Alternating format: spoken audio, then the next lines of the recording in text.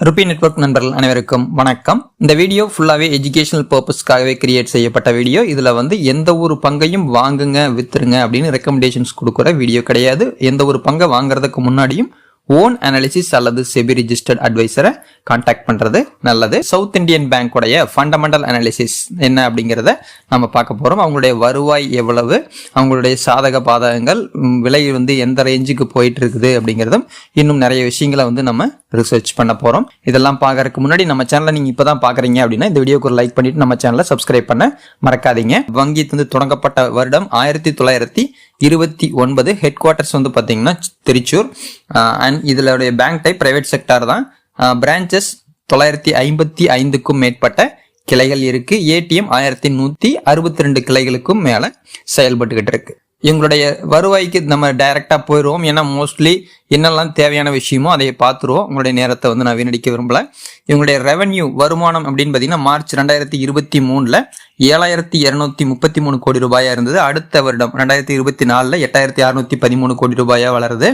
அதே மாதிரி வளர்ந்துகிட்டே பார்த்தீங்கன்னா மார்ச் 2026 9,846 கோடி ரூபாயா வளர்ந்துருக்கு. ஸோ கொஞ்சம் கொஞ்சமா க்ரோ ஆகிட்டு தான் வந்திருக்கு. எக்ஸ்பென்சஸ் செலவினங்கள்னு பார்க்கும்போதும் ஆரம்பத்தில் மார்ச் 2023 2,629 கோடி ரூபாயா இருந்தது. 3,228. ஸோ கொஞ்சம் கொஞ்சமா செலவுகளும் அதிகரிச்சுக்கிட்டு தான் போயிட்டு இருக்கு. 2026 மார்ச்ல 3,491 கோடி ரூபாயா செலவுகள் இருக்கு. சரி, நம்மளுடைய ப்ராஃபிட் விஷயத்துக்கு வருவோம். ப்ராஃபிட்னு பார்த்தீங்கன்னா 2023 775 கோடி ரூபாய். அதற்கு பிறகு 1070, 1303. இப்போ லாஸ்ட் பார்த்தீங்கன்னா மார்ச் 2026 1,455 கோடி ரூபாய் வருவாய் ஈட்டியிருக்காங்க. ஸோ இதை பொறுத்த வரைக்கும் ஓரளவுக்கு ஏத்துக்கிற மாதிரியான பக்குவத்துல தான் போயிட்டு இருக்கு. பெரிய அளவில் க்ரோ இல்லைனாலும் ஸ்டெப் பை ஸ்டெப்பா க்ரோ ஆகிட்டு தான் போயிட்டு இருக்கு. ஆனால் டிவிடெண்ட் பே அவுட் கொஞ்சம் லோவாக தான் இருக்கு. ஃபண்டமெண்டல் அனாலிசிஸ்குள்ள போகலாம். இதுக்கு முன்னாடி பார்த்தீங்கன்னா இவங்களுடைய கரண்ட் மார்க்கெட் பிரைஸ் 45.4 ரூபாய்க்கு ட்ரேட் ஆகிட்டு இருக்கு. 52 வார ஹை அண்ட் லோ அப்படின்னு பார்க்கும்போது 49 ரூபாய் 80 பைசாக்கு ஹை, லோங்கிறது 28 ரூபாய் 10 பைசாக்கு போயிருக்கு. ரிட்டர்ன் ஆன் ஈக்விட்டி 13.5, 15% மேலே இருக்கணும். ஸ்லைட்டாக நியர்பை வேல்யூவில் இருக்கு. ஸோ இது குட் தான், நம்ம எக்ஸலண்ட்னு சொல்ல முடியாது. ROCE 6.42 தான் இருக்கு. நார்மலாக 15% இருக்கணும். இதை பொறுத்த வரைக்கும் ரொம்பவே ஒஸ்ட் அல்லது பிலோ அப்படின்னு தான் சொல்லுவேன். இது சாட்டிஸ்ஃபைடான ஒரு வேல்யூ கிடையாது. இந்த டெப்ட் ஆன் ஈக்விட்டி எல்லாம் நம்ம நார்மலாக மற்ற ஷேர்ஸுக்கு அனலைஸ் பண்ணுறதுக்காக நம்ம யூஸ் பண்ணுறது. இதில் பேங்க் செக்டாருக்கு இது மேட்ச் ஆகாது. ப்ராஃபிட் ஆஃப்டர் டேக்ஸ் பார்த்தீங்கன்னா நெட் ப்ராஃபிட்டுங்கிறது கன்சிஸ்டண்டாக க்ரோ ஆகிட்டு தான் இருக்குது. கிட்டத்தட்ட 5 வருஷத்தில் CAGR 88% இருக்குது. எக்ஸலண்ட் கண்டிஷனில் தான் இருக்குது. இது எர்னிங் பர் ஷேர் 5.55 இருக்குது. கன்சிஸ்டண்டாக க்ரோ ஆகிட்டு இருக்கு. Good condition. PE ரேஷியோ 8.17 இருக்குது. பிலோ 15 இருக்கணும். ஸோ இது அட்ராக்டிவான ஒரு வேல்யூஷன் தான். புக் வேல்யூங்கிறது 43.6. இப்போ இருக்கிற வேல்யூக்கு நியர்பை வேல்யூ. ஸோ ஸ்ட்ராங்காக இருக்குது. அதாவது ஒரு நிறுவனம் கலைக்கப்பட்டால் அந்த நிறுவனத்துடைய பங்குதாரர்களுக்கு கொடுக்கக்கூடிய தொகைங்கிறது ஒரு அப்ராக்சிமேட்டான ஒரு வேல்யூ இது. ஓகேங்களா? ஸோ அப்படி பார்க்கும்போது இப்போ கரண்ட் மார்க்கெட் ப்ரைஸுக்கு பக்கத்தில் தான் இருக்குது. ஸோ இதுவும் ஸ்ட்ராங்கான லெவல் தான். டிவிடெண்ட் ஈல்டு 1%க்கும் குறைவாக இருக்குது. 0.88 தான் இருக்குது. இதுவுமே கொஞ்சம் சாட்டிஸ்ஃபைடான விஷயம் கிடையாது. ஸோ இதனுடைய டோட்டல் லெவல் அப்படின்னு பார்த்தீங்கன்னா ப்ராஃபிட்டபிலிட்டி 5க்கு 4, வேல்யூஷன் வேணா 5க்கு 5, ஃபினான்ஷியல் ஸ்ட்ரென்த் 5க்கு 4, டிவிடெண்ட் 5க்கு 3, க்ரோத் பொட்டன்ஷியல்னு பார்த்தீங்கன்னா 5க்கு 4 அப்படிங்கிற லெவலில் இருக்குது. ஸோ இது எல்லாமே என்னுடைய ஓன் ஒப்பீனியன் தான். நான் அதை என் மைண்டில் வச்சுக்கோங்க. நீங்களும் எல்லாமே கால்குலேட் பண்ணுங்கள். இது இல்லாமல் நிறைய மெட்ரிசஸ் இருக்குது. எல்லாமே கால்குலேட் பண்ணிட்டு தான் பண்ணணும். இதை பார்த்துட்டு நான் வாங்குறேன் அப்படின்னு சொல்கிறது தவறு. ஸோ நீங்கள் ஓன் அனாலிசிஸ் பண்ணணும்.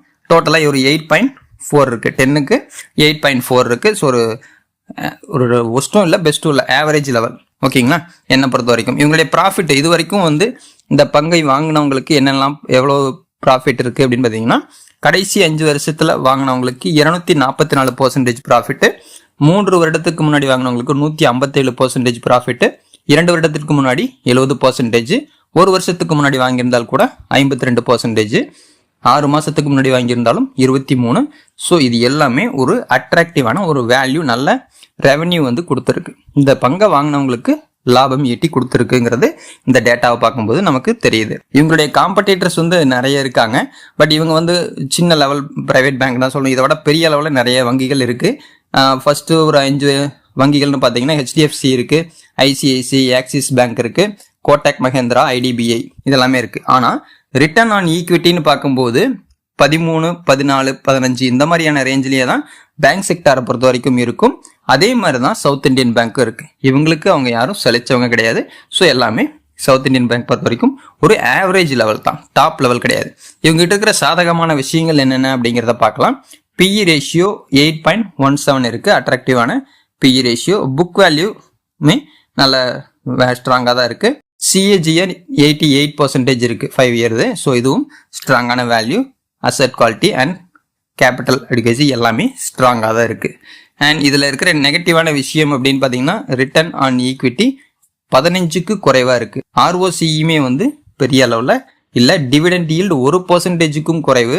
ஏன்னா நிறைய பேர் டிவிடெண்ட்டை நம்பி நிறைய வாங்குறவங்க நிறைய பேர் இருப்பாங்க. டிவிடெண்ட் அதாவது பங்கு நிலை மெதுவாக ஏறினா கூட பரவாயில்ல, டிவிடெண்டுங்கிறது ஓரளவுக்கு வரட்டும் அப்படின்ட்டு. இது 1%க்கும் குறைவாக இருக்குதுங்கிறதுனால மோஸ்ட்லி இது இந்த மாதிரி ஸ்டாக்ஸ் வந்து நிறைய பேர் விரும்ப மாட்டாங்க. டிவிடெண்ட்டுக்காக மட்டும் நான் சொல்கிறேன். ப்ரமோட்டர் ஹோல்டிங்கிறது இதில் வந்து நார்மலாக இதில் வந்து பேங்க் செக்டரை பொறுத்த வரைக்கும் நிறைய வங்கிகளில் இல்லாமல் தான் இருக்கும், சிலதில் இருக்கும். ஓகேங்களா, இதை நம்ம எடுத்துக்க முடியாது. ஒரு ஆவரேஜ் லெவலில் தான் இந்த வங்கியை பொறுத்த வரைக்கும் போயிட்டு இருக்கு. இனிமேல் ஃபியூச்சரில் இவங்க அப்கிரேட் பண்ணாங்கனாலோ அல்லது வேறு ஏதாவது மாற்றங்கள் நிகழ்ந்தாலோ இன்னும் உயர்வதற்கும் வாய்ப்புகள் உண்டு. அல்லது ஏதாவது ஒரு நெகட்டிவான விஷயங்கள் வந்தால் இறங்குவதற்கும் வாய்ப்புகள் உண்டு. எந்த ஒரு பங்கை வாங்குறதுக்கு முன்னாடியும் ஓன் அனாலிசிஸ் அப்படிங்கிறது முக்கியம். அல்லது செபி ரிஜிஸ்டர்ட் அட்வைசரை கான்டாக்ட் பண்ணுங்க. மீண்டும் அடுத்த வீடியோவில் சந்திக்கலாம். நன்றி, வணக்கம்.